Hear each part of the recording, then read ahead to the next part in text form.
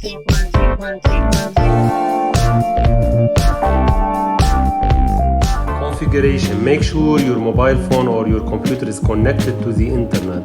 You will need to be connected to the internet in order to access the router page by Wi-Fi or by Ethernet cable from your modem to your PC or laptop.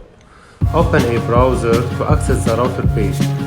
You can use Google Chrome, Internet Explorer, Mozilla Firefox or Safari from your iPhone.